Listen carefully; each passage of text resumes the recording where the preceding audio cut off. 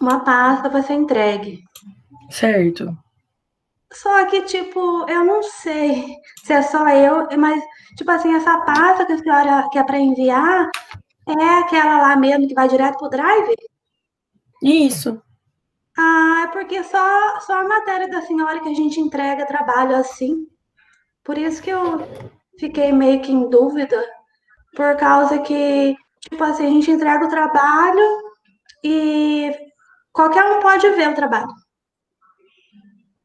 Uhum. É essa mesmo? É essa mesmo. Ah, sim. Então tá bom, vou enviar.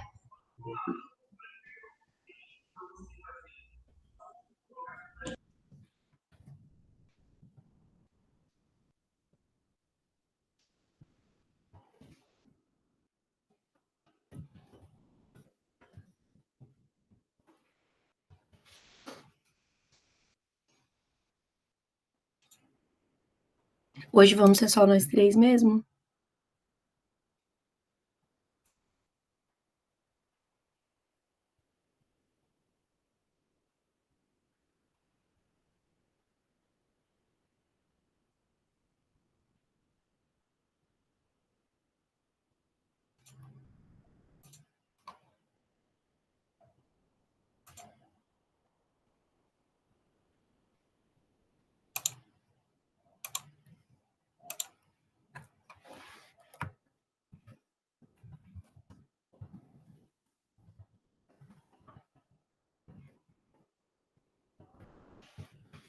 Ops.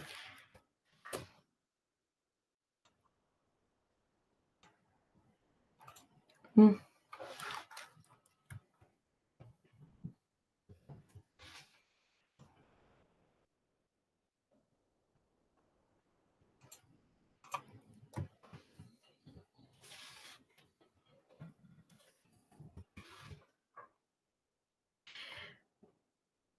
Pronto.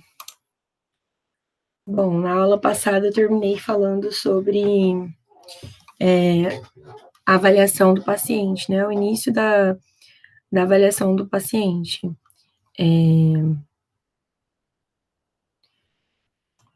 A gente, a gente falou de algumas características, de alguns sinais e sintomas. O que vocês lembram da aula passada?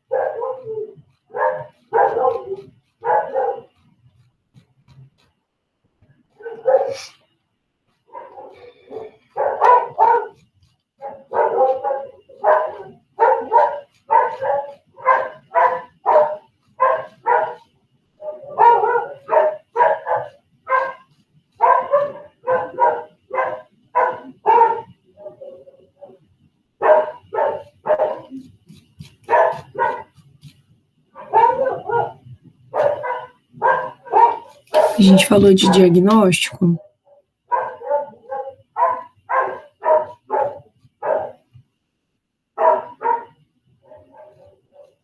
Não, Acho que não, né? Ficou não, eu ia faltando falar. só o diagnóstico. Ficou para essa aula.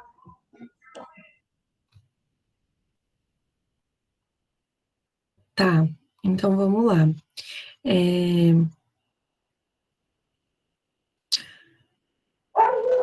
Deixa eu confirmar onde foi exatamente que a gente parou para não ser repetitiva. Mas eu acho que eu falei o começo. Eu não sei se eu. Desculpa, eu não sei se eu comecei a falar de diagnóstico ou se eu ia começar.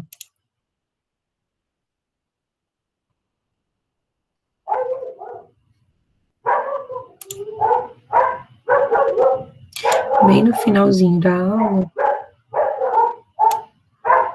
Eu comecei a falar, aparentemente. Falei que possibilita a comunicação.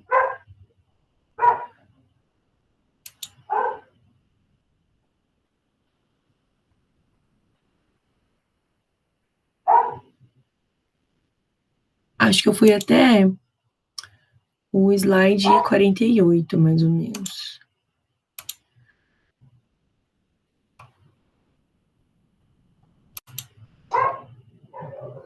Se eu disponibilizo o slide no Ava, posso disponibilizar. Apesar de que vocês vão ter ele no vídeo também, né? Então, mas eu posso disponibilizar sim. Então, aparentemente, a gente parou por aqui, né? Que é necessário considerar o quadro como um todo do paciente para poder fazer um diagnóstico. Eu lembro de ter falado mais ou menos sobre isso, que um sintoma isolado não é definidor de um diagnóstico, né? Não é porque uma pessoa apresenta um sintoma, simplesmente, que isso define qual é o diagnóstico que ela tem, né? Então, precisa observar os dados clínicos do momento do exame, né, da hora que aquela pessoa chega para você, como é que ela tá, e dos evolutivos, então, da anamnese dos sintomas, da história dela, né, quando começou, como começou, quando ela percebeu, tudo isso tem bastante importância. Por isso que é importante fazer um bom exame clínico, um bom exame psíquico e uma boa anamnese. E aí, esses dados do exame psíquico e da anamnese, eles precisam ser interpretados com base em conhecimento teórico e científico e com a habilidade clínica, né, do profissional. Que isso é uma coisa que a gente vai desenvolver com a prática, né, com a experiência mesmo.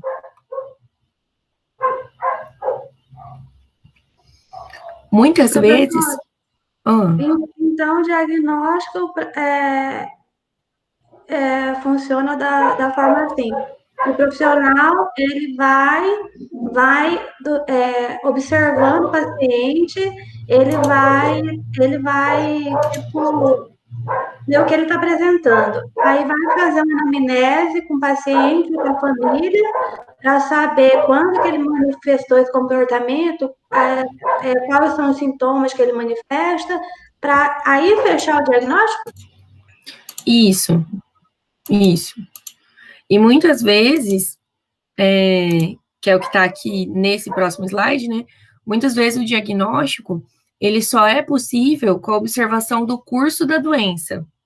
Então, por exemplo, eu posso ter uma hipótese de que o paciente tem um transtorno, mas aí com a evolução do caso é que eu vou ter certeza se realmente é isso que eu estou pensando ou se ele tem outra coisa.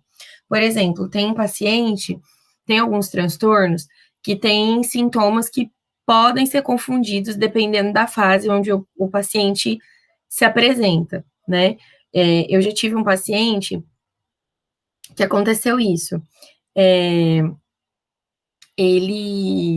O diagnóstico dele, quando ele chegou para mim, o médico que atendeu lá no hospital que eu trabalhava, deu o diagnóstico para ele de transtorno bipolar.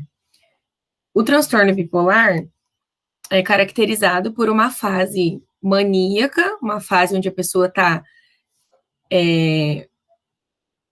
com um humor muito exaltado, né? Então, ela está acima da média dela mesma e das outras pessoas com comportamentos, assim, de excitação, como chama isso? Eu sempre esqueço essa palavra. Muito... Não é animada a palavra, eu não consigo lembrar a palavra certa agora, mas a gente vai falar desse transtorno com calma depois. Mas ele tem uma fase em que a pessoa está com um humor muito exagerado, vamos dizer assim, né? Tipo, alterado, né? Alterado mesmo. E tem outra fase que a pessoa está com um humor depressivo. Então, e essas fases se alternam, né, ao longo da vida do paciente, né? Isso pode se alternar em semanas ou em meses, né? E se alterna em decorrência de algo que acontece? Ou não? É característica do transtorno, não necessariamente. Não tem nada que leva à alteração. Ou tem? Não necessariamente, a gente às vezes não identifica o que causa a alteração, entende? Então, às vezes parece que é do nada que mudou mesmo. E aí, esse paciente tinha passado por outro atendimento psiquiátrico em outro lugar antes, e ele foi diagnosticado com depressão, porque ele estava na fase depressiva quando ele foi atendido lá, nesse outro lugar. Então, talvez isso, ele nunca tinha apresentado esses sintomas antes, que a família tivesse percebido, né? A família não tinha. A família relatou que ele nunca tinha apresentado esses sintomas antes, e relatou só sintomas depressivos.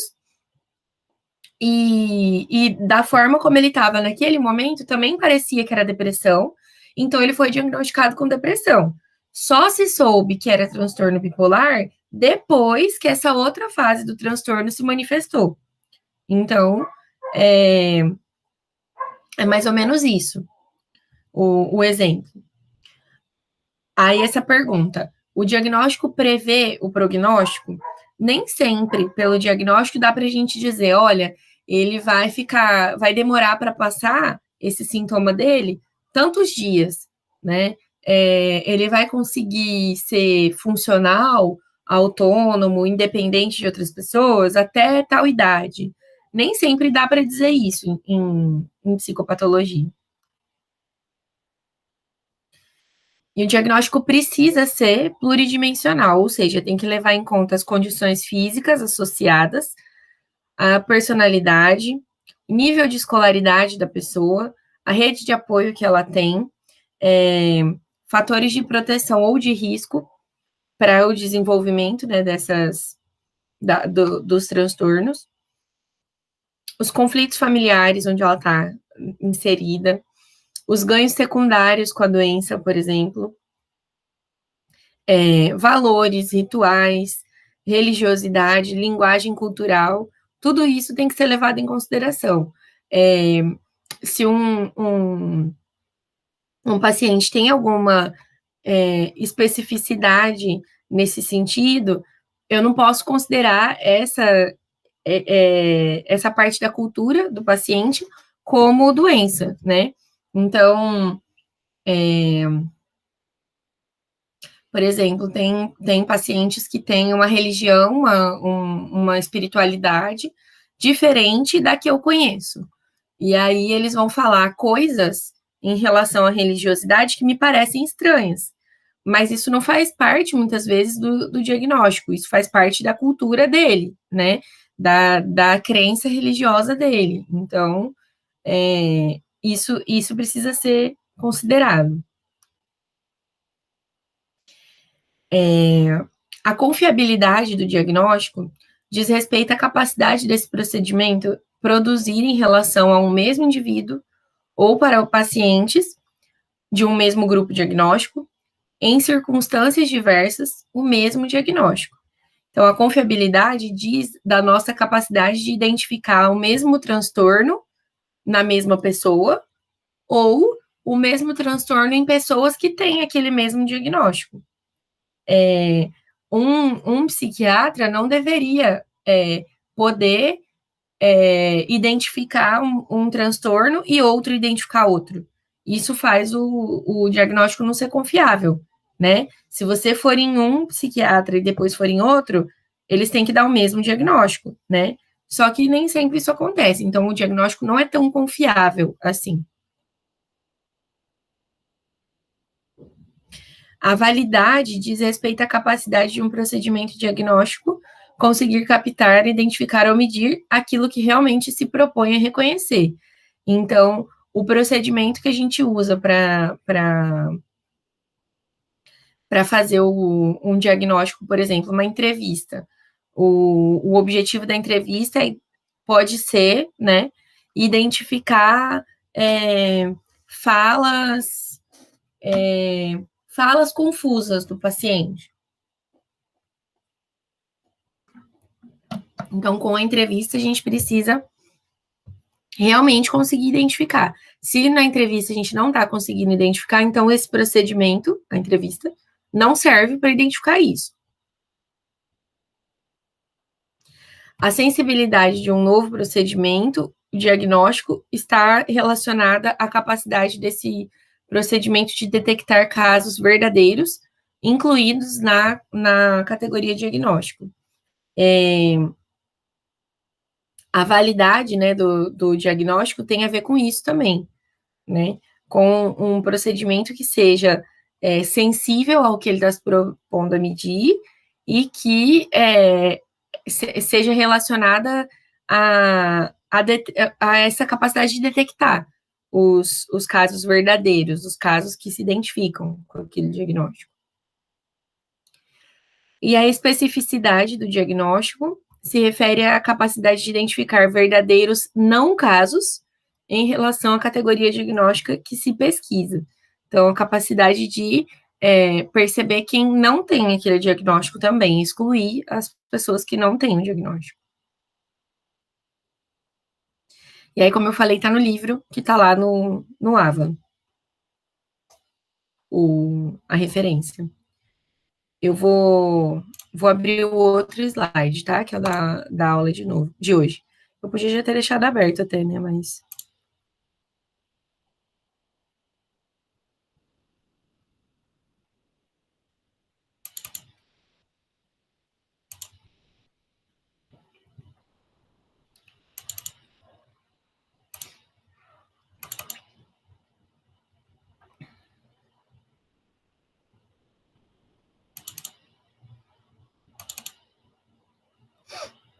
Tá abrindo.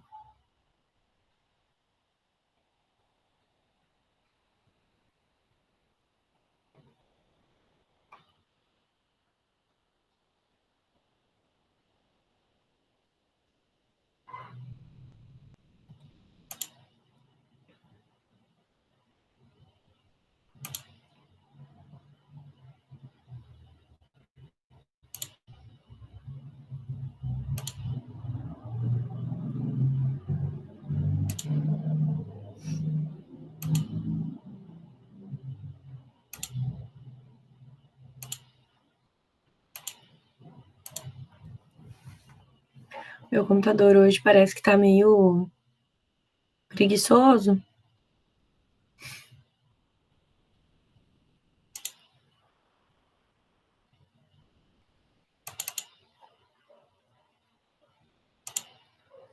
Agora abriu.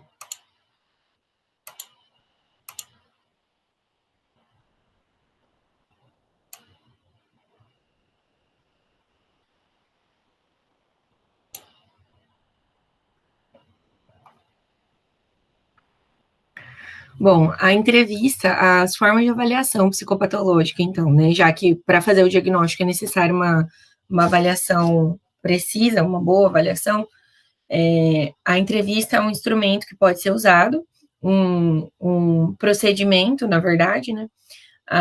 Juntamente com a observação do paciente, é o principal instrumento que a gente pode usar em psicopatologia, né? A sua observação e a sua entrevista.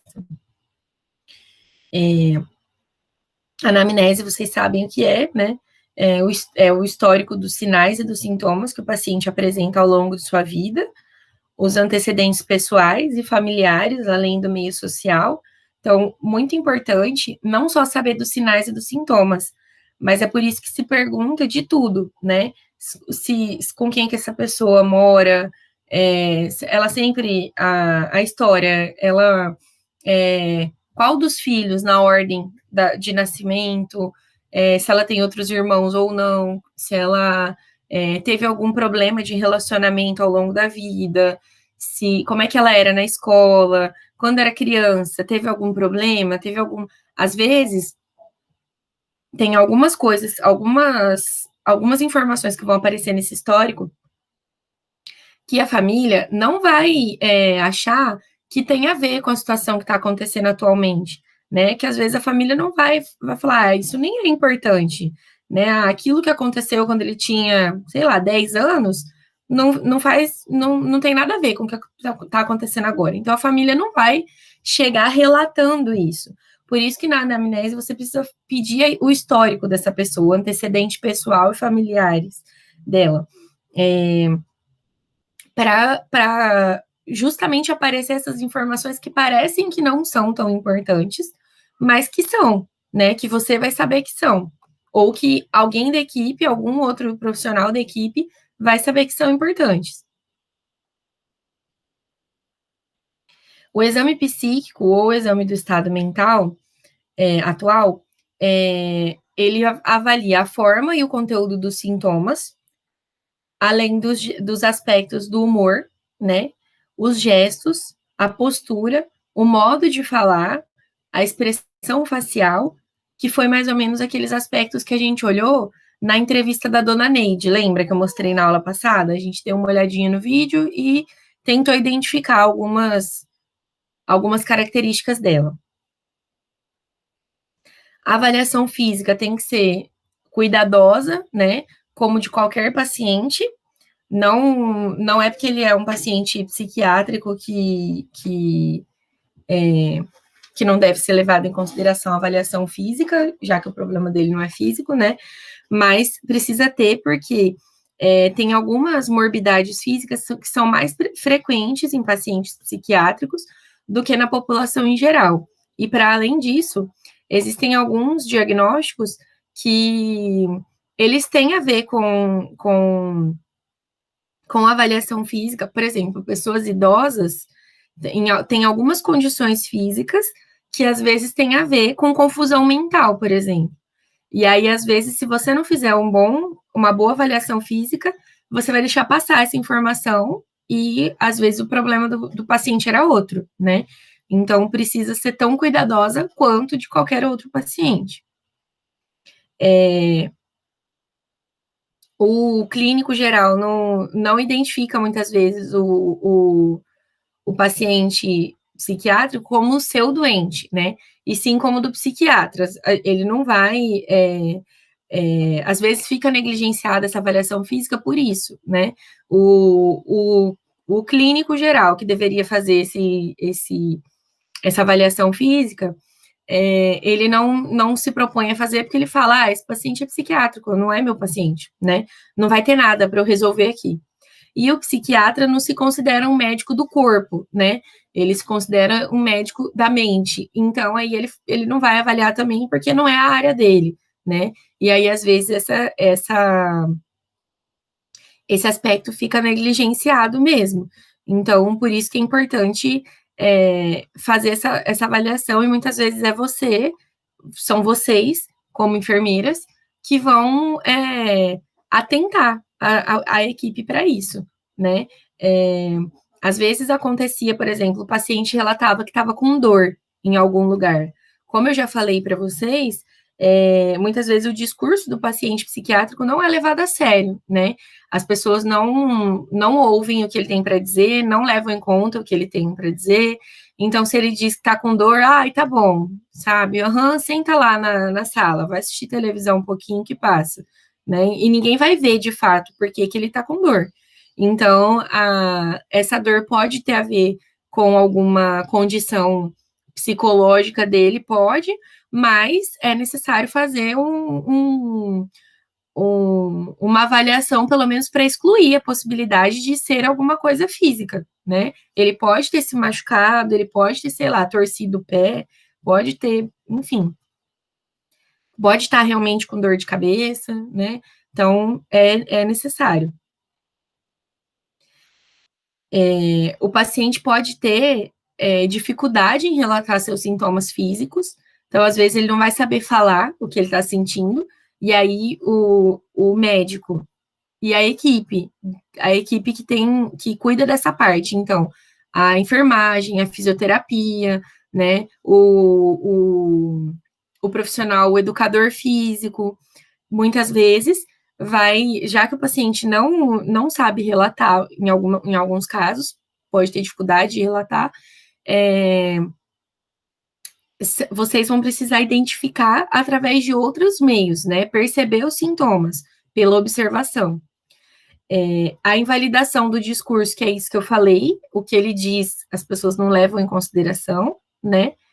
E essa avaliação física, ela também pode ser uma forma de aproximação da equipe com o paciente, pode ser a oportunidade de criar um vínculo inicial com o paciente.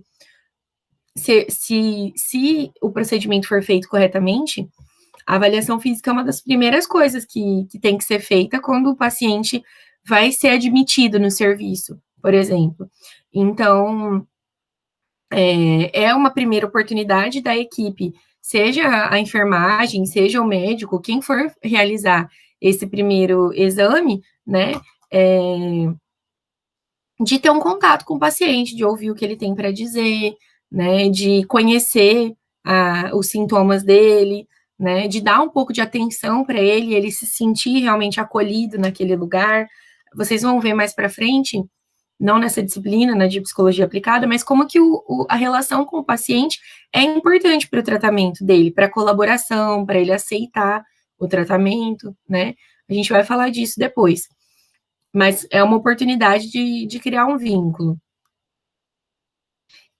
O uso prolongado do medicamento, dos medicamentos psiquiátricos, muitas vezes pode causar prejuízo físico, né?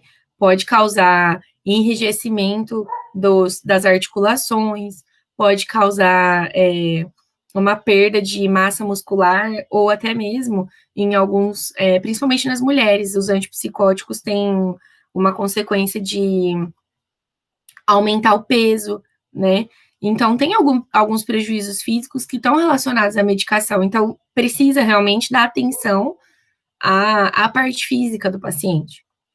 É um momento também de tocar o corpo do paciente, né? Esse toque, muitas vezes está relacionado com cuidado também, né? Então, é um momento importante. A avaliação neurológica, ela depende de uma anamnese bem colhida, né? Visa identificar topograficamente alguma lesão, então, na parte física, na estrutura física, alguma lesão, né? O médico vai observar alguma assimetria em relação às alterações sensitivas, né? Tátil, térmica, dolorosa, mas ele vai chamar a atenção dele aonde ele vai observar a partir da anamnese, né? A partir do que for dito na anamnese. Tem alguns itens da avaliação, são esses aqui: reflexo de preensão, de sucção, orbicular dos lábios, palmo-mentual, são alguns itens dessa avaliação que o neurologista vai fazer. Essa avaliação é importante como um diagnóstico diferencial também. Então, muitas vezes o paciente, por exemplo,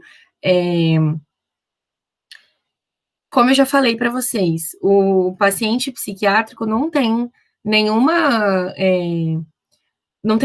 questão neurológica, não tem nenhuma alteração de estrutura que é visível em exames, por exemplo, ou que aparece em algum tipo de avaliação como essa dos reflexos, né?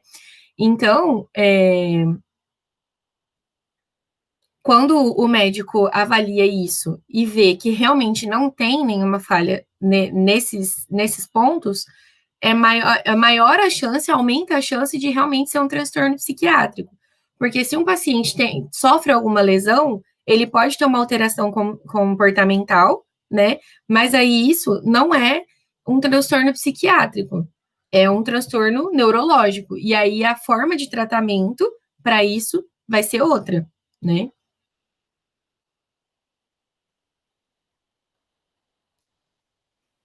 O psicodiagnóstico é a avaliação psicológica como parte do processo diagnóstico. A gente tem alguns testes que podem ser objetivos, projetivos ou neuropsicológicos, que eu até falei um pouquinho na aula passada, quando a gente vai fazer tirar a CNH, por exemplo, e vocês passam por aqueles testes. Aquilo é um tipo de avaliação psicológica, né? Então, existem diversos tipos de testes que podem ser objetivos, como aqueles que vocês leem e tem que escolher uma opção, ou como aqueles Aqueles, eu não sei como explicar para vocês, aqueles que você encontra uma imagem diferente das outras no meio de uma lista de imagenzinhas, esse teste é um teste de atenção, né? E a avaliação dele é objetiva, então, pela quantidade de objetos que você conseguiu identificar naquela lista, né? Tem outros tipos de teste, os projetivos e os neuropsicológicos. Os neuropsicológicos são os que eu tive menos contato e que eu tenho menos coisas a dizer para vocês sobre, mas eles têm a ver com algumas tarefas que o paciente vai realizar, e a depender do desempenho dele nessas tarefas, a gente vai poder identificar algumas falhas neurológicas, ou se o desempenho dele está normal em relação à maioria da população. E os projetivos, eles são testes mais subjetivos, assim, mais... eles demonstram habilidades ou percepções ou personalidade, né, de uma forma mais subjetiva. Então, não tem exatamente uma coisa visível para o paciente do que está sendo identificado ali, né? Às vezes é como alguém falou, acho que não foi nessa turma, foi em outra turma, alguém falou assim, eu fui fazer um teste e aí a psicóloga me mandou desenhar uma casa e uma árvore e depois me mandou desenhar uma pessoa. Esse teste é um teste projetivo, né? Porque você vai fazer um desenho. Você não sabe exatamente o que está sendo avaliado ali. Então, tem diversos tipos de testes que podem ser usados no psicodiagnóstico. Eu quero espirrar. Ai.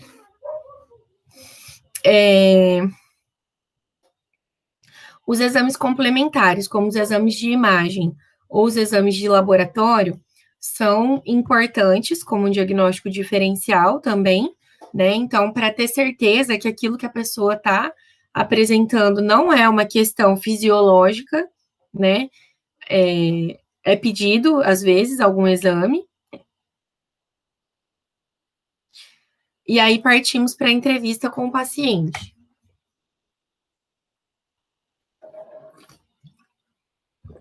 Tudo bem, gente, até aqui? Vocês têm alguma dúvida? Tudo bem, professora. Tá. Um bom entrevistador, né? Quem realiza uma boa entrevista, seria uma pessoa que é habilidosa em relações interpessoais. Aquela pessoa que sabe conversar, sabe? Uma parte dessa habilidade é técnica. A outra parte eu coloquei que é feeling, mas é assim, é da sua habilidade pessoal que você vai desenvolver na sua história de vida, né?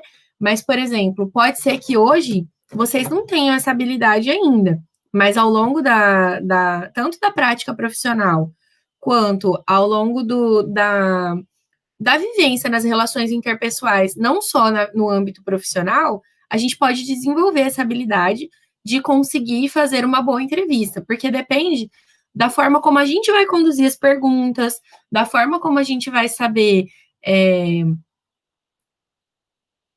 induzir, não induzir, mas auxiliar o paciente a responder o que a gente quer saber, né? Não o que a gente quer ouvir, mas a informação que a gente quer saber, né? É importante a gente saber quais perguntas devem ser feitas em determinado momento, além da capacidade de estabelecer um vínculo.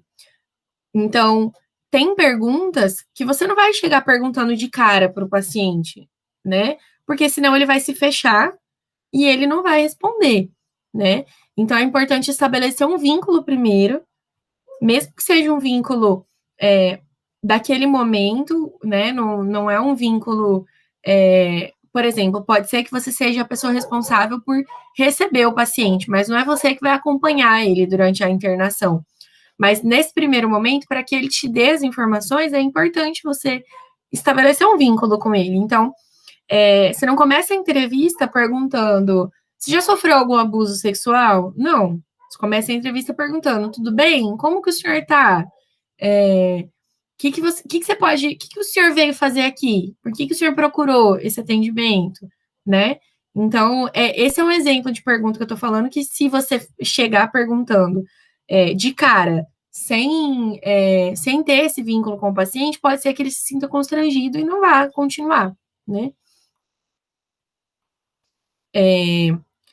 Na entrevista, é importante que a gente tenha acolhimento, empatia, paciência e respeito, né?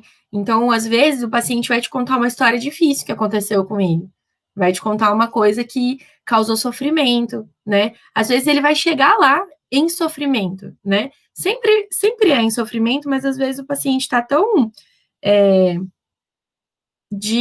assim, o contato dele com a realidade está tão precário que ele nem está expressando esse sofrimento da forma como a gente está acostumado a ver, né?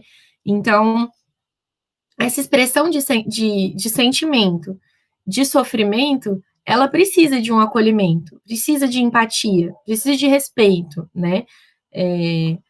Não dá para fazer a entrevista querendo que o paciente fale logo todas as informações. Ele vai dar volta, ele vai contar a história, né? Ele vai falar de outra coisa que você não perguntou, né? Mas é o momento dele. A gente precisa também ter manejo para lidar com um comportamento invasivo ou agressivo. Tem paciente que vai dar em cima da entrevistadora, que vai querer mexer nas suas coisas que estão acessíveis, que vai ser agressivo, inclusive, né? Que você vai perguntar alguma coisa e ele vai responder com agressividade, com hostilidade, né? E esse manejo tem algumas técnicas, mas é como eu falei, é muito da nossa sensibilidade que é desenvolvida ao longo da experiência, né? Então, se num primeiro momento vocês não conseguirem fazer uma boa entrevista, tudo bem, essa é uma habilidade que vai se desenvolvendo com o tempo.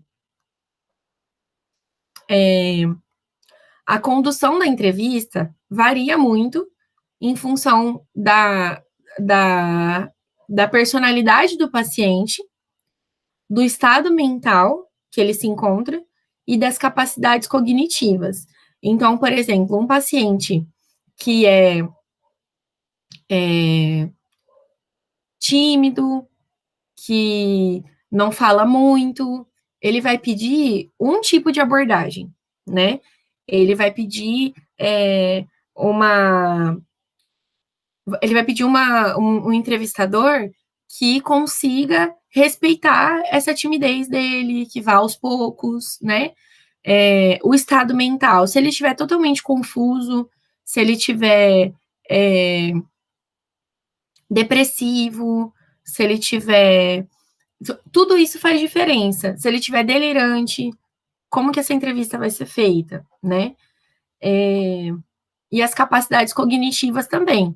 Você não vai usar termos ou solicitar informações que o paciente não saiba dizer, né? Que o paciente não tem capacidade cognitiva para entender o que você está falando. Varia também em relação ao contexto em que ela acontece. Por exemplo, é um pronto-socorro, é uma enfermaria, é um ambulatório, é um CAPS, é um centro de saúde, é um hospital, né? Como que é feito em que contexto é esse, né? Então, provavelmente no CAPS, por exemplo, o paciente vai fazer acompanhamento lá, né? Então, muitas vezes o paciente está apresentando algum sintoma e a família procura, o CAPS se marca com antecedência, né? Então, vocês conseguem perceber um contexto. Quem chega no pronto-socorro, geralmente, por transtorno psiquiátrico, a pessoa está em surto, porque o pronto-socorro é para urgência e emergência. Então, muitas vezes é o SAMU que foi buscar essa pessoa em algum lugar, né? A pessoa que vai para o pronto-socorro, ela está em um estado mental, e a pessoa que vai para o CAPS geralmente está em outro. Porque, como eu falei, o CAPS é com agendamento, né? Você liga lá e fala, olha, estou procurando atendimento. A pessoa vai falar, você pode vir tal dia para fazer a triagem. Então, você vai passar ainda por uma triagem, né? Essa triagem vai dizer se você vai ser atendido lá mesmo ou se você vai ser encaminhado para outro serviço. Qual grupo de atendimento lá do CAPS vai incluir você ou não? Então, é um trabalho mais a longo prazo, né? Então, em decorrência disso, a entrevista visa a permanência também da pessoa nesse serviço durante um período maior. Já no pronto-socorro, não. É uma situação de emergência, né? O paciente muitas vezes vai chegar, como eu falei, ou em surto, ou depois de uma tentativa de suicídio, por exemplo. É uma situação mais que demanda outro tipo de tratamento e de habilidade, né? Demanda outro tipo de entrevista, né?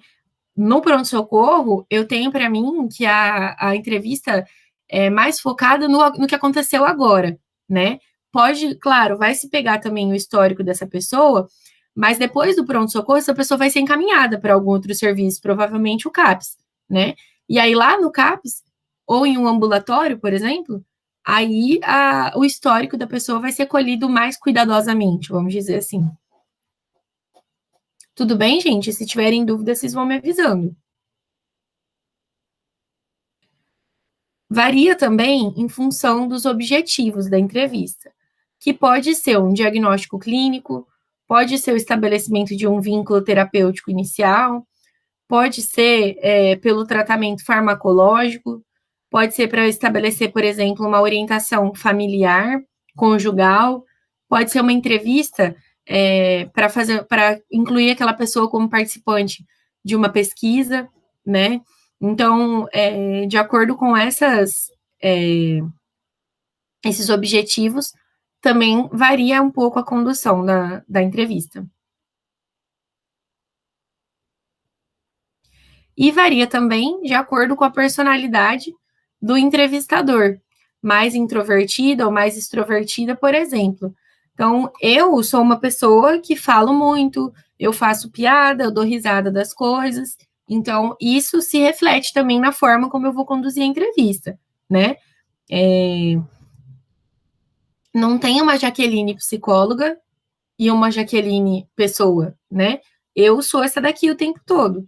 Então, a forma como eu sou também se expressa na forma como eu sou professora, por exemplo, né?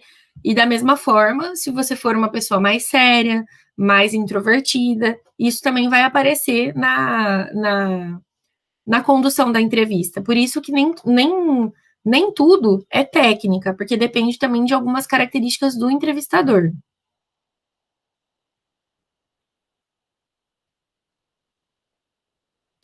Aí, o que evitar na entrevista, né?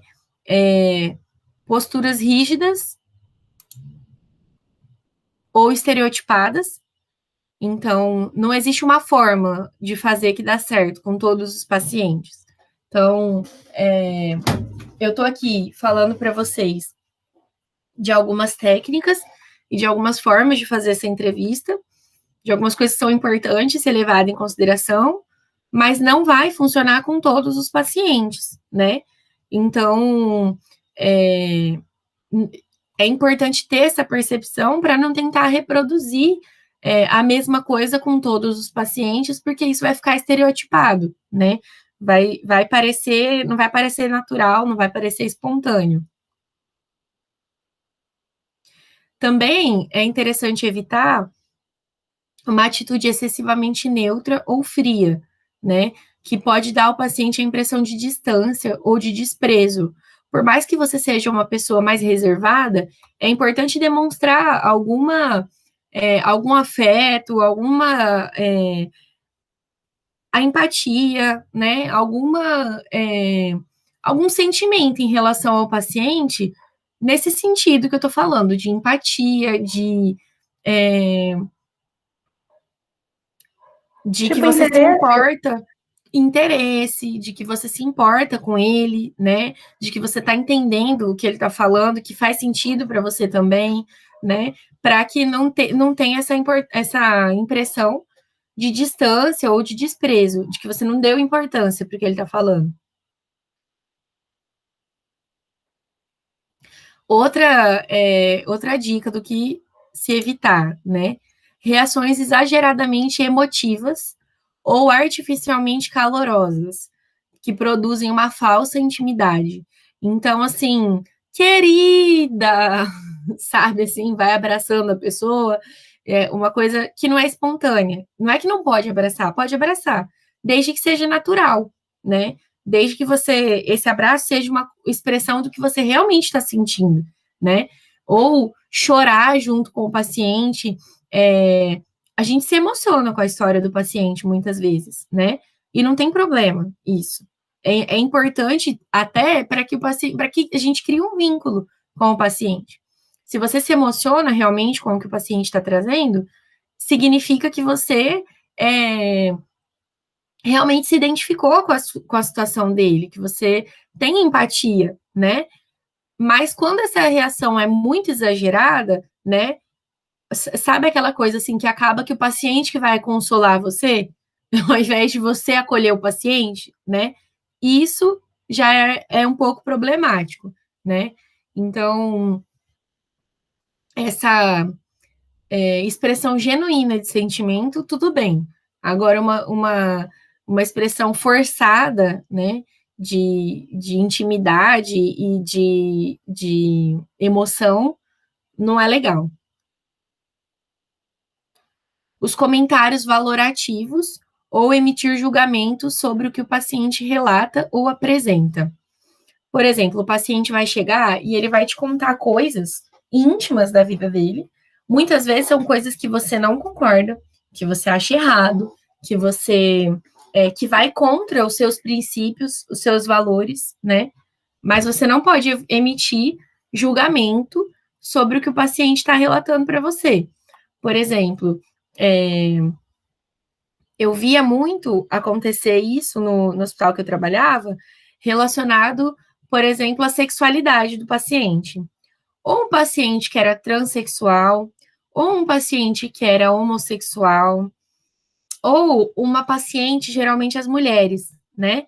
Que expressavam, assim, uma liberdade sexual, que geralmente é alvo de julgamento, né? Então, uma paciente que contava lá que ela tinha vários parceiros sexuais, ou, ou alguma situação, por exemplo, em que o paciente agrediu alguém, ou que ele cometeu um crime, ou que, enfim, coisas desse tipo, que causam na gente um julgamento, né? A gente faz julgamento das coisas, né?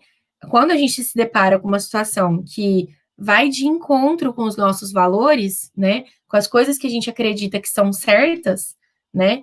É, quando isso acontece, a gente aliás, a gente faz julgamentos, né? Mas a gente não pode deixar que o paciente saiba o nosso julgamento. Porque isso é antiético, né? Não faz parte da nossa postura profissional, né? O paciente não. O que é certo para mim não precisa ser certo para o paciente, né? A realidade dele não é a minha realidade. E segundo, porque na entrevista e ao longo do tratamento também, esse tipo de julgamento não aproxima o paciente da gente, não ajuda a criar vínculo, né? E o vínculo, como eu disse, é importante no decorrer do tratamento. E aqui, quando a gente está falando da entrevista, é importante para que o paciente se sinta à vontade, para que ele se abra, para que ele conte. Se ele te contar, por exemplo, se uma paciente te contar, por exemplo, na entrevista, ela contar que ela engravidou na adolescência, por exemplo. Ah, eu engravidei na adolescência de uma pessoa que eu nem conhecia. Eu não era meu namorado, era só um homem que eu, sei lá, que eu encontrei numa festa e eu engravidei. Vou usar um exemplo parecido com as histórias que chegavam lá no hospital. Então, a paciente te conta isso. Se quando ela te conta isso, você reage mal, você faz uma cara feia, ou faz um comentário tipo, nossa, mas você nem conhecia ele, sabe? Faz um comentário julgando o que ela viveu. Provavelmente, ela não vai contar outras coisas relacionadas a isso, né? Ela não vai contar. Desculpa. ela não vai contar se ela tiver sofrido um abuso sexual, por exemplo, se ela tiver realizado um aborto, por exemplo, se ela tiver se ela tiver traído o cônjuge dela, ela não vai contar. E tudo isso é importante para a história, né? Lembra que a anamnese tem que incluir a história de vida da pessoa, né? Então, todas as informações são importantes. E é uma perda muito grande a gente imaginar que um paciente não relatou uma informação por conta da forma como a gente lidou com a informação que ele trouxe, né? Ele ia contar, ele só não contou porque ele se sentiu julgado, né? Então, é muito importante tomar cuidado com isso. As reações emocionais intensas, como eu tinha falado até já, de pena ou de compaixão, né? O acolhimento tem que ter um acolhimento, mas é um acolhimento firme, sem desespero, sem desestabilizar mais ainda o paciente, né? Por mais que ele tenha passado por uma coisa é, que seja difícil, né?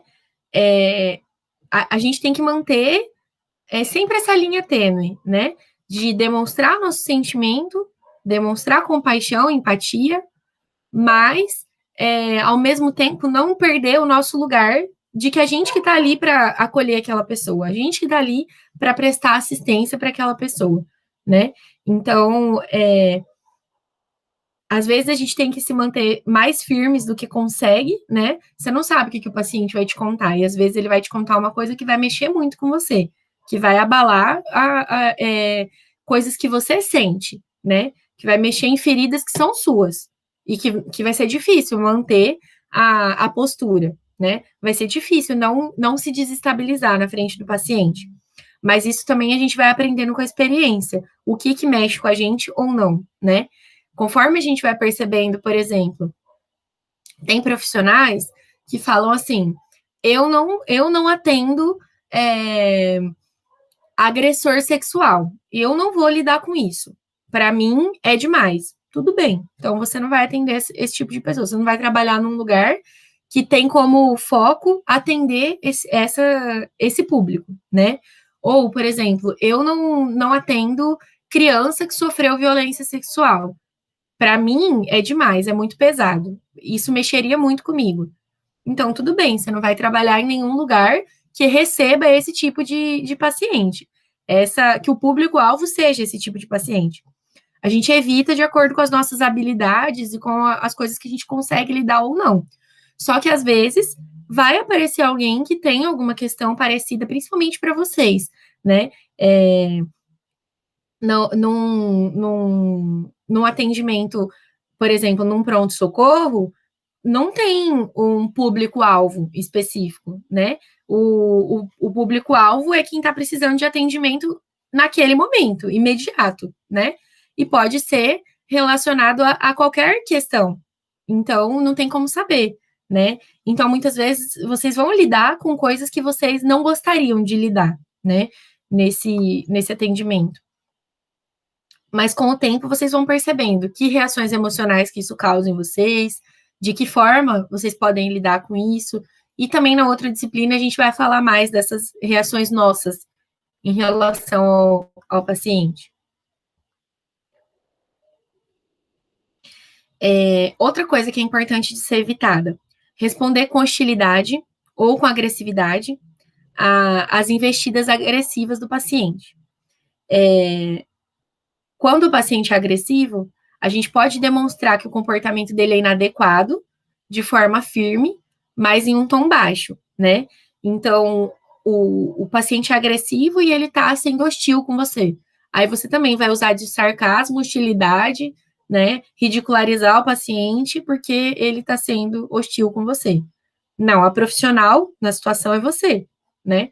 O paciente tem um dever social de ser educado com as pessoas, de ser respeitoso com as pessoas, mas ele não é profissional naquela situação, né?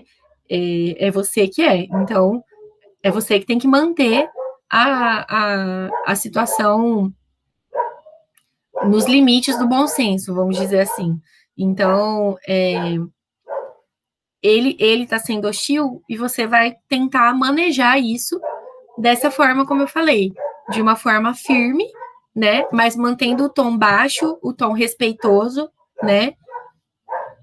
Como dizendo para ele, eu não gostaria que você falasse assim comigo. Você está sendo desrespeitoso e eu peço que você fale comigo com educação, como eu estou falando com você. Então, um exemplo. Também é importante evitar os cachorros da minha vizinha latindo durante a minha aula, né? É importante evitar entrevistas prolixas, nas quais o paciente fala, mas no fundo ele não fala o conteúdo substancial. Então, o profissional tem que ter a habilidade de conduzir a entrevista para os termos mais significativos. Então, quando o paciente vai contar uma história que não tem nada a ver com o que está acontecendo, às vezes ele vai trazer uma fala que nem faz parte da realidade, né? É importante você ter essa sensibilidade de ouvir o que ele tem para dizer até certo ponto, mas quando isso se torna repetitivo, você está perdendo tempo de ouvir o que realmente importa. Então, quando a história começar a ficar repetitiva, ou longa demais, ou prolixa, né, é importante ter o manejo de conduzir, né, dizer, olha, e tudo bem, mas e tal coisa, né? Eu entendi sua história, mas assim, e aquilo que você estava falando sobre, enfim, um acontecimento que você está investigando, quer saber, né? Então, é importante ter uma maneira de voltar para o assunto. Evitar também fazer muitas anotações durante a entrevista, porque isso pode passar a impressão para o paciente também de que as anotações são mais importantes do que a própria entrevista. Pode passar para o paciente a impressão que você não está prestando atenção nele, né? Eu não gostaria de conversar com alguém que não está olhando para mim, que não está prestando atenção no que eu estou falando, que está com a cabeça baixada, escrevendo num papel, né? Então, é isso. A experiência e a atitude do profissional curiosa e atenta e receptiva, né, determinem o quão profundo e abrangente será o conhecimento extraído da entrevista. Então, tem profissionais que vão ser mais habilidosos do que outros numa entrevista. E isso tem a ver com essa atitude e com a experiência. Vocês ainda não têm experiência, né? Mas vocês podem adotar a postura, a atitude curiosa, atenta, receptiva, né? Acolhedora com o paciente. Nas primeiras entrevistas, né, com o paciente, às vezes você não vai conseguir pegar todas as informações em uma só entrevista. Então, muitas vezes, a primeira entrevista, o mais importante é promover uma sensação de confiança. É o paciente confiar em você. Tem alguns estudos que apontam que nos primeiros 3 minutos são formadas, inclusive, algumas hipóteses diagnósticas. Então, é possível que numa primeira entrevista a gente colha bastante informação, mas isso depende da nossa habilidade também.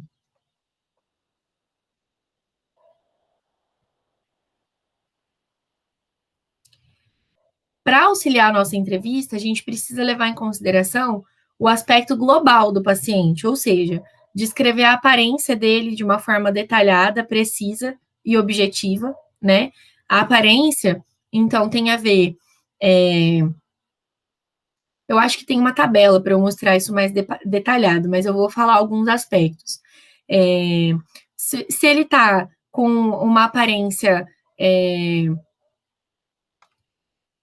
limpa, por exemplo, né? Se ele tá com as roupas limpas ou sujas, se ele tá com o cabelo penteado ou não, se ele aparenta ter tomado banho, ou como eu falei, tá sujo, se a roupa dele é condizente com o ambiente.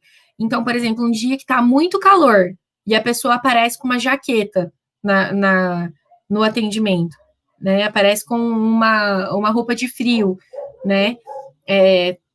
E tudo isso tem que ser detalhado. Mesmo quando está bem, mesmo quando está adequado, é importante escrever de forma detalhada, né? Descrever. Então, O paciente está com roupas adequadas à situação, ele está com os cabelos penteados, a higiene adequada, né? Mesmo quando tá bom, mesmo quando tá certo, é importante descrever. Na sua apresentação, né? Quando você vai começar a entrevista com o paciente, você não vai chegar lá do nada e dizer, me conta aí sua história, né? Você precisa se apresentar, dizer quem é você, qual que é seu nome, qual que é sua profissão, qual que é o motivo da entrevista.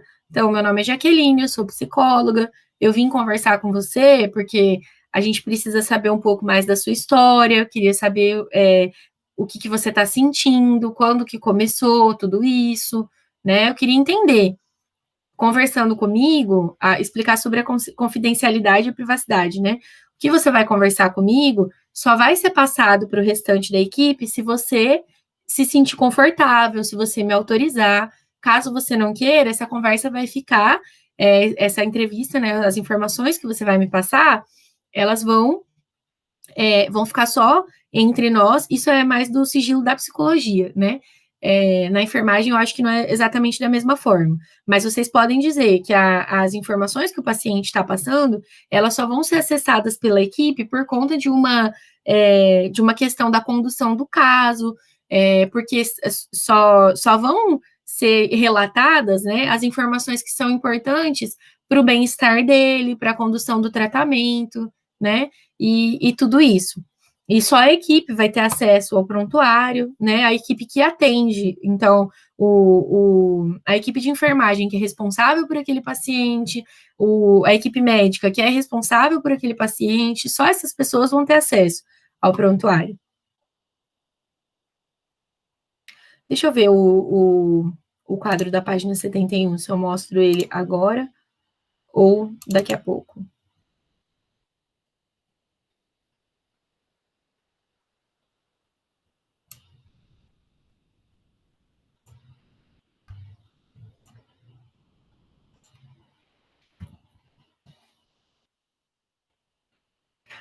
Ah, tá.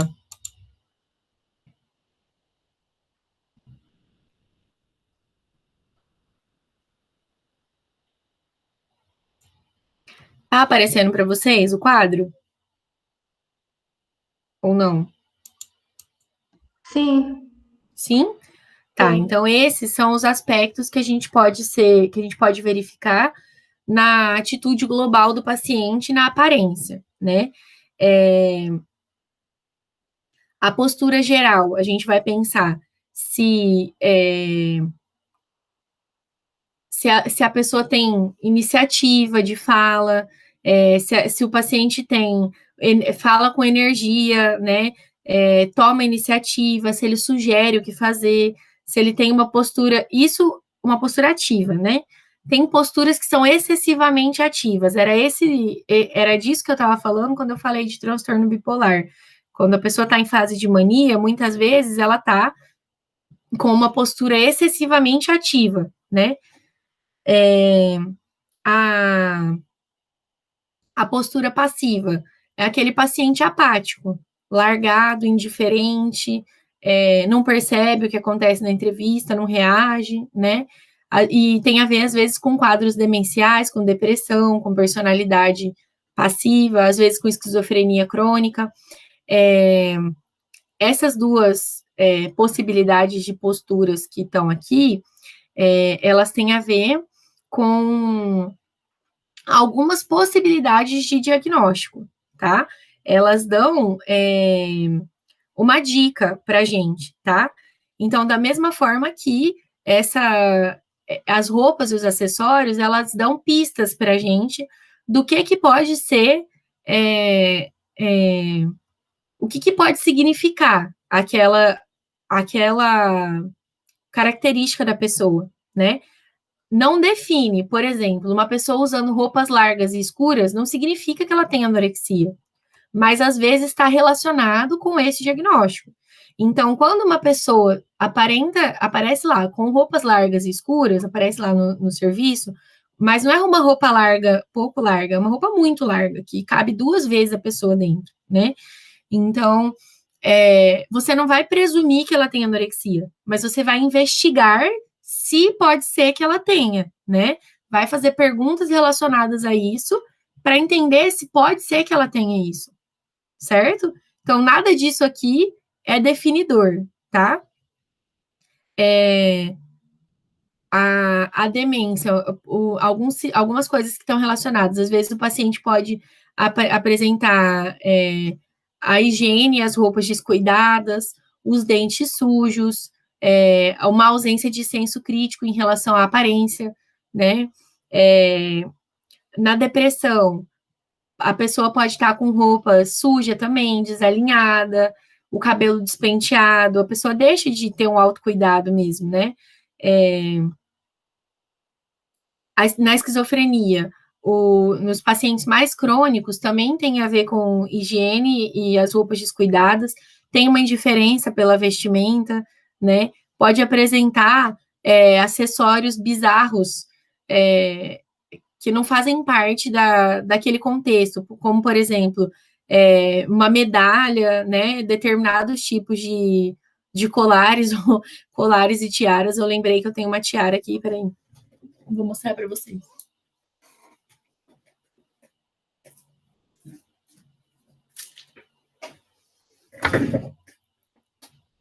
Aí falta a Aline entrar na chamada exatamente agora que eu vou fazer uma gracinha, né? Assim. Tá dando pra ver? Não tá, né? Tá cortando. Se o pessoal aparecer com uma tiara dessa, obviamente vocês podem desconfiar que tem alguma coisa errada, né? Com os sintomas que ela tá apresentando. Então, na histeria também tem a ver com roupas muito chamativas, muita maquiagem, ou então roupa muito curta ou muito decotada, muito apertada também, marcando muito o corpo. Então, assim, são várias dicas, né, que dão pra gente as roupas da pessoa, né? As atitudes globais também. Se a pessoa tem um modo de falar e andar muito teatral e artificial, se isso, o nome, a gente chama isso de afetada, né? Uma atitude global afetada. Se ela se coloca como superior, acima do entrevistador, ironiza, critica constantemente, a gente pode dizer que é uma postura arrogante, né? Tem um comportamento caricatural, se curva diante do entrevistador, diz assim, chama de Vossa Excelência, né? Tem toda uma coisa assim, confusa. Pode não entender nada, ou não estar na situação da entrevista, a pessoa tá ali, mas ela não tá, né?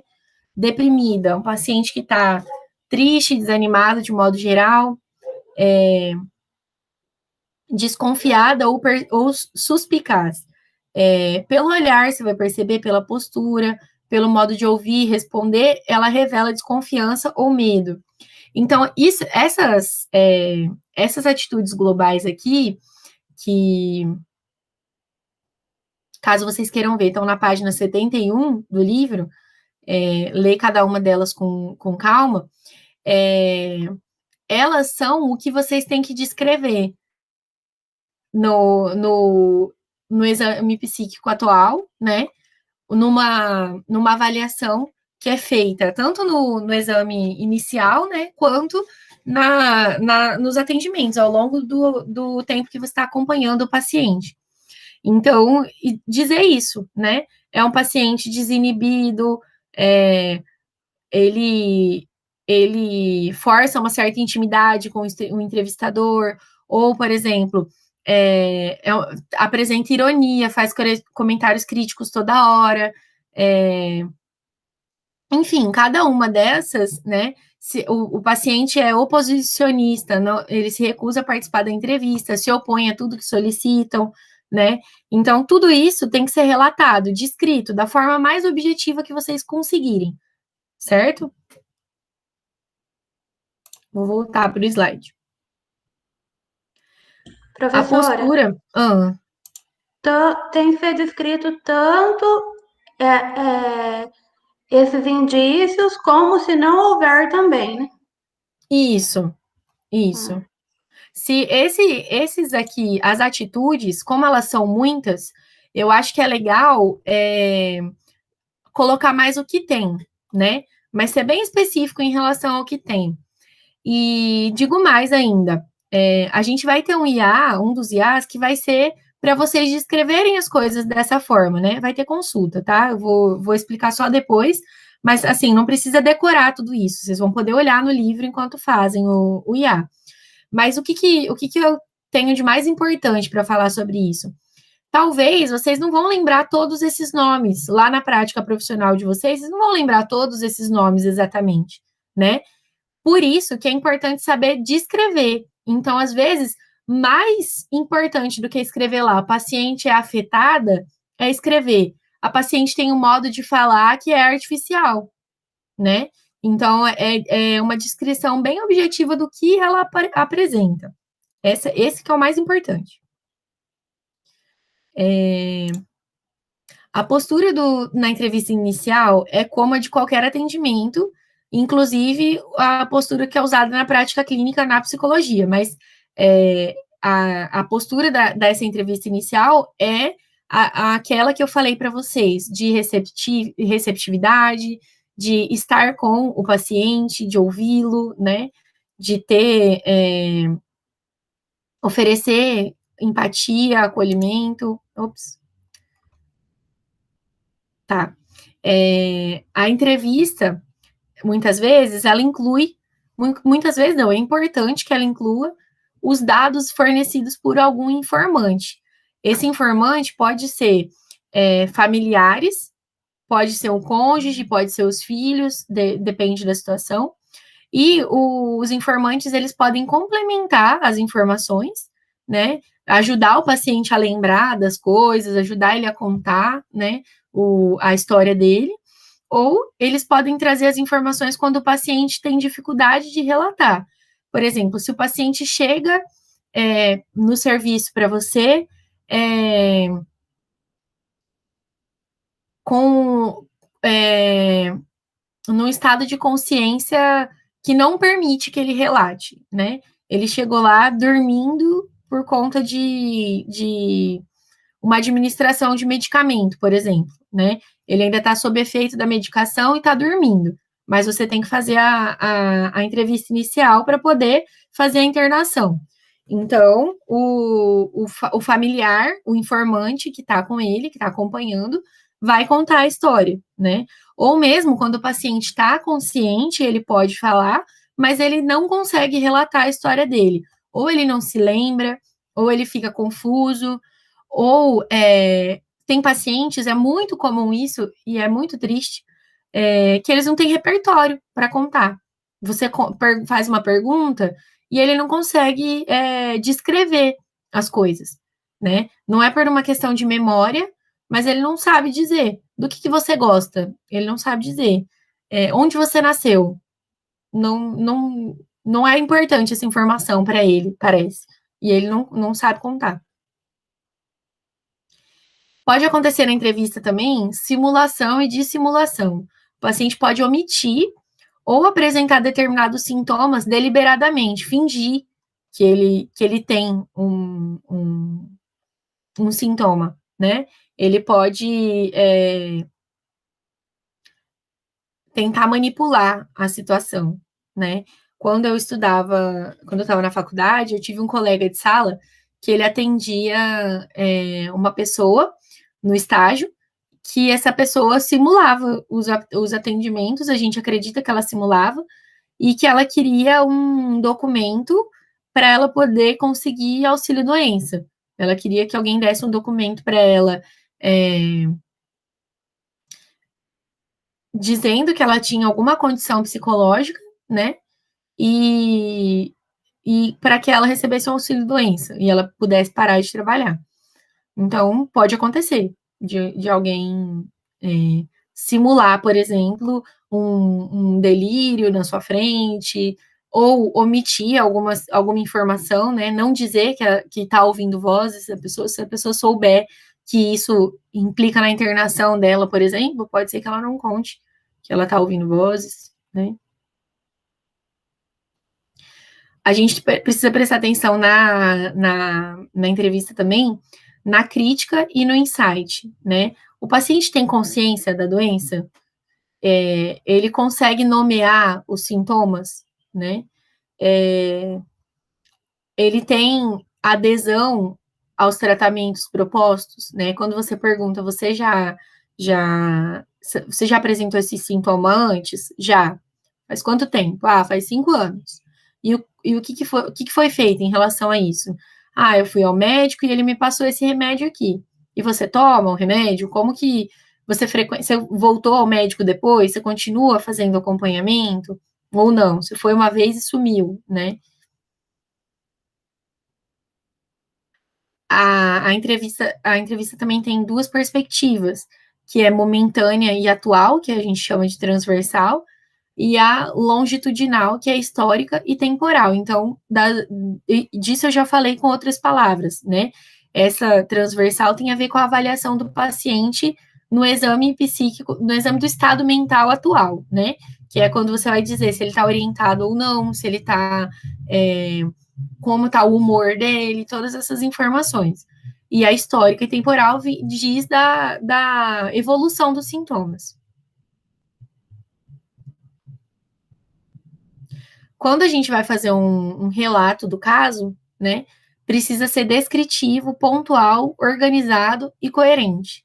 Então, precisa descrever todas aquelas informações que eu falei, precisa ser objetivo, né, precisa ser claro para quem vai ler. Outra pessoa da equipe vai pegar a sua anotação no prontuário do paciente, sua evolução, né? E a outra pessoa da equipe precisa entender o que está lá, o que está dizendo naquele lugar. Então, precisa ser organizado, ter um início, meio e fim, precisa ser coerente. Você está contando uma história também, só que é a história do paciente, né? E é isso desse assunto. Deixa eu ver se tem alguma coisa aqui no livro em relação a. Então, a gente tem o quadro, esse quadro aqui, que é da página 71, que fala da postura geral e das atitudes globais. E tem esse outro aqui na página 73, que também é um quadro importante, que fala da aparência física do paciente, né? Como que é o rosto, os olhos e o olhar, os cabelos, várias coisas relacionadas a, ao aspecto físico do paciente, né? Então, são possibilidades de descrição dessa pessoa, né? Por exemplo, os olhos, o olhar, né? Vivaz, intenso, agressivo, vago, sonolento, esquivo, confuso, assustado, afetuoso. Os olhos, penetrantes, alegres, tristes, arregalados, lacrimejantes, avermelhados, inchados por choro, por exemplo, as pálpebras caídas por sono, por sonolência ou por efeito de alguma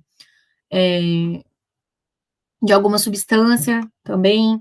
Então, tudo isso, mesmo que pareça bobo, mesmo que pareça sem importância, tudo é importante, tá? Toda a descrição é importante.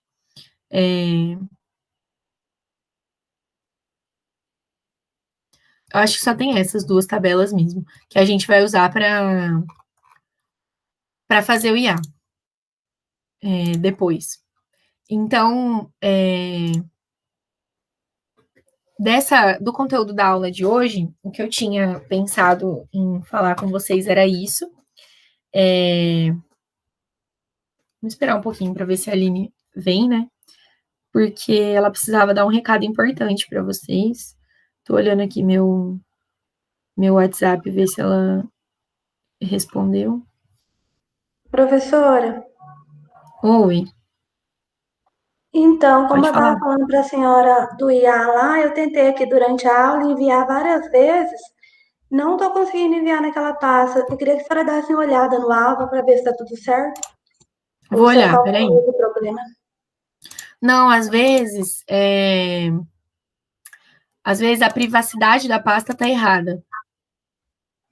Às vezes eu coloquei, eu acho que eu coloquei, deve ter sido isso. Eu coloquei o link lá para vocês, mas a privacidade tá fechada, então vocês não vão conseguir colocar mesmo, entendeu? Eu vou arrumar aqui. Introdução à psicologia. Ó, a Mauriline conseguiu colocar. Quem? Na minha sala, só uma menina que colocou Stephanie. Aí eu entro lá na pasta, aí vai direto pro Drive e tá o trabalho dessa menina. Só que eu não consigo colocar o meu, entendeu? Entendi. Tô abrindo Desde aqui. ontem eu tô tentando postar e não consigo postar atividade. Uma coisa pior do que eu pensava, viu?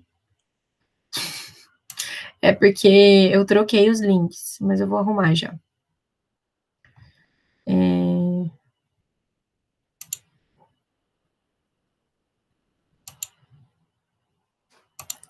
Olha, teoricamente era para funcionar. As configurações são desativadas para os links públicos. Qualquer pessoa da internet, qualquer pessoa com esse link pode editar.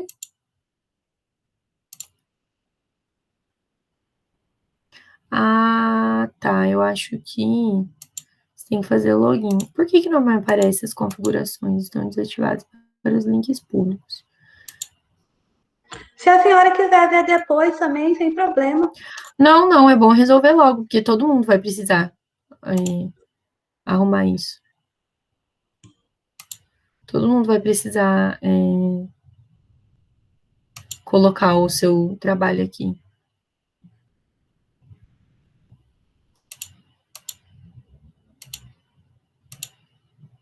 Bom dia, Jaque, bom dia. Bom dia! Estávamos te esperando. Ah, eu estava aguardando, olhando o link lá e acabei me envolvendo com outra turma. Só para me saber, só estou passando para ver com vocês se todo mundo entendeu sobre a avaliação bimestral, se alguém tem alguma dúvida, se está tudo certinho.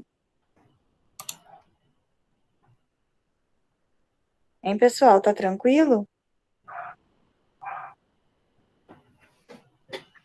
Meninas, a Aline veio para conversar com vocês hoje, não comigo. Então,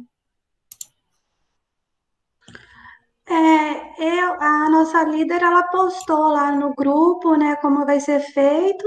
Então, acho que está esclarecido a data. É, Lá está tudo explicado, a forma como, a partir de quando você abre a avaliação, o tempo que você pode fazer. Está bem explicado o que ela postou lá. Ah, então tá bom, tá? Então só vou reforçar, né? Então, se a disciplina é de 3 horas, você tem 3 horas. Se a disciplina é de 1 hora e meia, você tem 1 hora e meia. No dia da disciplina, a prova vai estar disponível. O que é importante saber? Que a prova é programada. Então, a partir do momento que você responde a primeira questão, ela vai para a segunda, ela vai, e aí assim sucessivamente, tá? Ela vai sempre nessa ordem. Então, não tem como voltar, eu vou responder a primeira, mas quero voltar. Não tem como voltar, tá? Então, respondeu, ela vai para frente. Se a internet cair, ele retoma, porque a conexão é diferente. Agora, se você sair da página, você perdeu a tua prova, tá? Então, Eu tenho uma dúvida. uma vez você acessando, você tem que concluir. Não tem como começar e parar, não tem. Uma vez acessando, tem que concluir a avaliação. Eu tenho uma dúvida, coordenadora. Pode falar. Em relação à nossas provas, que nós não vamos ter as práticas, a da Larissa, fundamentos, a gente depois vai ter futuramente ou só vai ficar na teórica? A gente está trabalhando com essa organização para prever os momentos práticos, tá, Leidiane? Nós estamos trabalhando com isso. Por enquanto, vocês estão trabalhando com a teoria das disciplinas e nós estamos nos organizando para prever o momento prático, tá? E aí a gente tem uma resposta até o fechamento do semestre. Tudo bem. Em relação à prova, tá tudo certo, gente? Sim. Qualquer coisa, pode me chamar no privado, a gente conversa, tá bom? Mas estou à disposição. Obrigado, tá, Jaque? Não quero atrapalhar a tua aula. Imagina! Não, não, a Era gente só, até finalizou. era só para a gente poder mesmo falar sobre isso, tá? Brigadão, beijo a todas. Boa semana. Obrigada, boa semana para você também.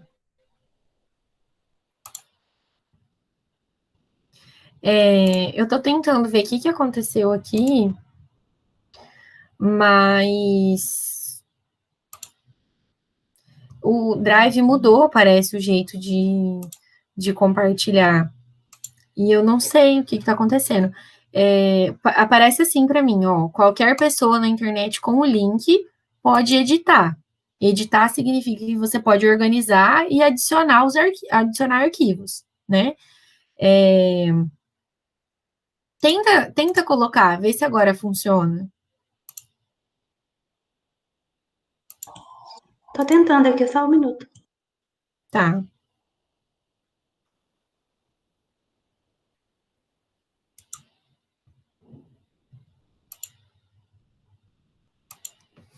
Professora, Hum, acho que agora com relação à prova, vai continuar a quantidade de questão as mesmas, as 10 questões? não, são 8 Hum, e são 3 dissertativas e 5 objetivas, hum, certo. certo? Tá, obrigada. De nada. Professora, mesma coisa. Não tá funcionando ainda. Não, não tá funcionando. Ah, eu E, não ó, sei. é, Então eu vou e fazer o seguinte, eu vou colocar no Ava mesmo para vocês entregarem, porque eu não sei o que tá acontecendo. aqui uma Nas pasta, outras turmas deu certo. eu não sei se outras meninas tentaram aí colocar, porque eu tentei e não consegui. Uhum. Eu vou criar um fórum aqui, e aí você coloca no fórum, que vocês já estão acostumados a como funciona, né? O que ele aparece para você quando você tenta? Aparece só o trabalho da Stephanie que já foi postado e não tem como anexar um outro trabalho lá. Não é como antigamente o trabalho da senhora. Não tem local Hum, para a gente anexar nesse documento aí. Só aparece o dela. entendi, entendi. Tá. Eu criei já o fórum, eu só vou descrever aqui o que está acontecendo, mas então a gente já finalizou, tá bom? Se vocês quiserem, podemos ir. É, John tá falando que também não conseguiu. Acho que é isso. Eu vou dar uma olhada lá. Hoje é o último dia para entregar o IA no nosso combinado. Mas tem uma questão que é o seguinte: é, a gente, como vai ter prova, então semana que vem vai ter revisão, né? Inclusive, importante falar disso, eu liberei vocês antes de falar disso. É, semana que vem é revisão. Então, eu peço que vocês estudem os textos e que vocês tragam perguntas sobre o texto. Eu vou devolver os IAs de vocês até a próxima aula. Estou atrasada com isso, mas eu vou devolver até a próxima aula para a gente poder usar os IAs também na revisão, tá? Como a data combinada era hoje, para vocês entregarem esse IA. Mas como a gente vai mudar o cronograma, né? Eu vou precisar mudar o cronograma, a aula que vem não vai ter aula normal, vai ser revisão. Aí na outra aula vai ter prova. Então eu vou precisar fazer algumas mudanças no nosso cronograma. Então não precisa entregar agora o IA, pode deixar para entregar depois. Pode entregar semana que vem, que é a revisão, que daí dá tempo de eu corrigir antes de... Ah, é Daiane, entendi. É... A gente pode deixar para entregar semana que vem, que dá tempo de eu corrigir antes da prova e, enfim. Tá bom? Então tá bom. Eu criei o fórum. Quem não conseguir colocar na pasta, coloca lá no fórum, tá bom? Se tiver algum problema ainda, mesmo no fórum, aí vocês me mandam uma mensagem, um e-mail e me avisam, tá bom? Então, deixa eu encerrar a gravação.